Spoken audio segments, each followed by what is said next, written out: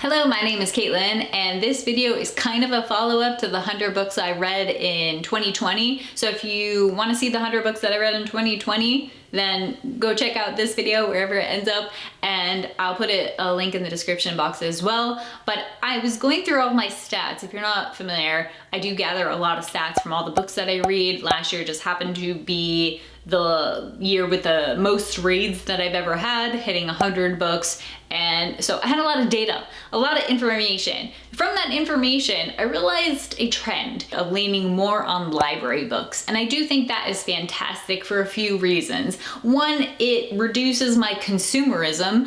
Two, my shelves are full of books that I have read and enjoyed and enjoy seeing the bindings, rather than books that I'm like iffy about, or like, why did I buy this? And just reminders of my poor spending habits. And third, I've saved a ton of money, which is kind of crazy. I know people would be like, duh. But when you read 100 books, you can imagine how expensive that would be. Sometimes hardcover books are anywhere from $15 to $25. Even Kindle books these days are between $10 and $15. It's crazy, but a lot of bestsellers, if you buy them on Kindle, are $13.99. And the kicker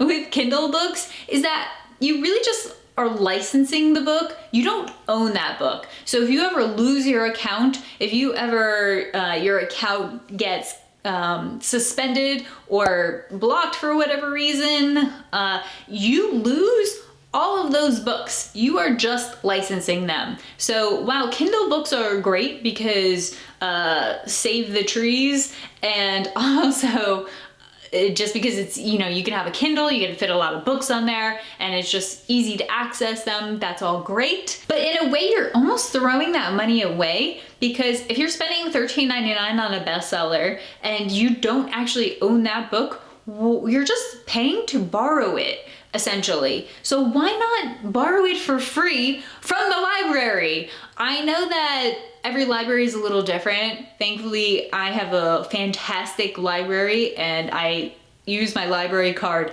literally daily. I'm always adding books to my library list.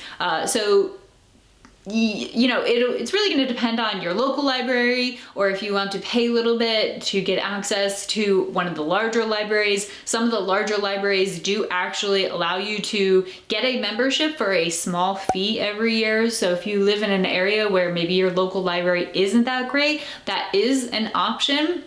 But I highly recommend looking into your local library. It is just a wealth of free resources, and I'm not just talking about Kindle books. Obviously you can go there and take out physical books. I don't know many people that are going out these days, unfortunately, so a lot of people are doing Kindle books instead. But you can also do audiobooks. I don't think a lot of people realize that, but Audible is stupid expensive. I think it's like $15 a month and you get 1 credit. I don't know about you, but to me that's a lot of money. And I would much rather use my library card and get the exact same Audible book or audiobook that Audible uses for free. It's crazy that more people are not utilizing it. So don't think of it as just like you have to go to the library or you're only gonna get Kindle books. But the fact that they have Audible books, audiobooks, I keep changing them. It's not like that. Audiobooks from your library. It's fantastic. So drum roll please. Last year in 2020, I saved a total of $511.50 with Kindle library books. $500. Do you know what you can buy with $500? I can think of many things that I would love to buy with $500, and I saved that last year, which is fantastic. So I did talk about this in my 100 books I read video, but I only buy books that I really enjoy and I want to see on my shelves. So for me to check out books from the library first to see if I'm going to enjoy it, that's one of the ways that I do save a lot of money. When you read 100 books, you do end up reading a lot of books that you may or may not enjoy. And there are a lot of books that I read once and I don't ever want to read again. I don't need to have that book on my shelf. I don't need to have paid for it. I don't need the physical copy. I just want to read it appreciate it, and be done with it. And the library is great for that. So just looking at some of my other stats, the most expensive Kindle book I read was actually $18.49. And that was competing in the age of AI.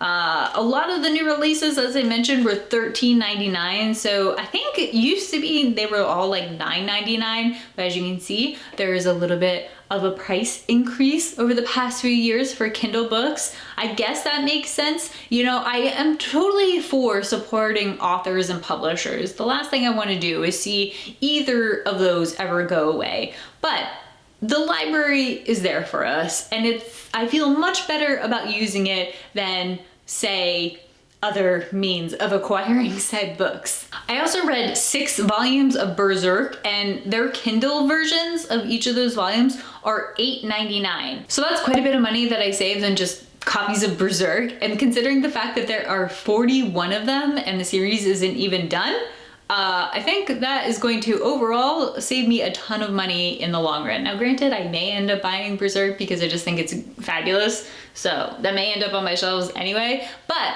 to, figure that out for free, I think that's the coolest part.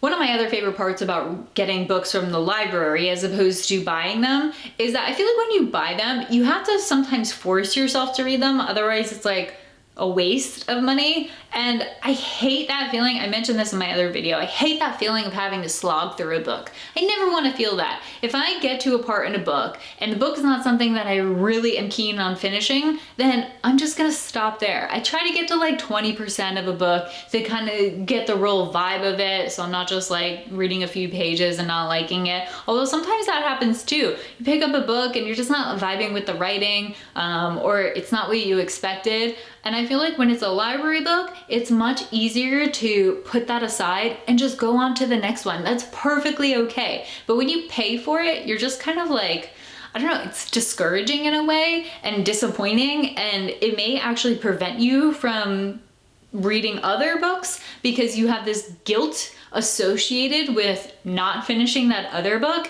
And every night you might be like, oh, okay, I'm gonna read this book, but it's such a slog, as I said, that you don't want to. And so instead of reading something that you may enjoy, you're trying to force yourself to read this just out of guilt. And it honestly just becomes a mechanism of you not reading anything. And so another great reason for the library is if you want to test out books first before purchasing them, you can do that very easily. And if it is something that you really enjoy, then consider buying it. Or you just, finish the library book and move on. But I don't think anybody should ever feel guilty or like they have to finish a book. Most of us are, far removed from the days of grade school or even college where you're forced to read certain genres. This is the enjoyable side of reading, where nobody's forcing you. So don't force yourself just because that's what you were taught when you were younger. Now you're free. You're free to read whatever you want, but don't put those limits on yourself by putting those chains on through the method of buying the book and being chained to the cost of the book. Go ahead and go with the library, okay? And if you're like, Caitlin, you haven't shut up about the library, but you haven't told me how to join the library. I do have a blog post on CaitlinV3.com, so if you are interested in actually, figuring out how to get a library card and how to borrow books from your library, most of the libraries I think use Overdrive or Libby. Those are both fantastic. Libby is actually part of Overdrive, I believe. That's what I use with my library. I do have it on my blog post if you want to read that. It's usually really simple. You just either go to your website or go to your local library, sign up. They just want proof that you live there. And then you get your library card, you go on their website, you plug it into Overdrive, and you literally find Kindle books on there. You borrow them if they're available. You put them on your wait list if they're not available. And then if those on your wait list become available, you'll get an email saying, hey, this book is available. Then you click on it, takes you to Amazon to download the Kindle library book. You do that, it gets directly delivered to whatever device you have. So if you have a Kindle or an iPad, they get delivered to there directly. So super, super easy.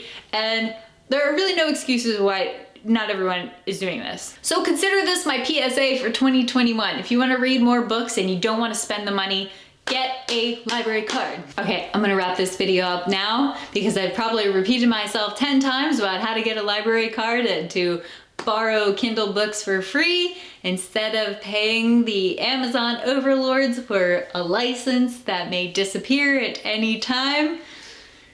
Yeah, I think it's probably time to wrap this video up. Anyway, thanks so much for watching. If you have any questions, please leave them in the comments below. I'm more than happy to help anybody out with books or the library card or anything like that. If you want to follow me on social media, all of my social links are in the description box below, including my Goodreads and my books Instagram and my tech YouTube, where I post more videos about technical things, kind of.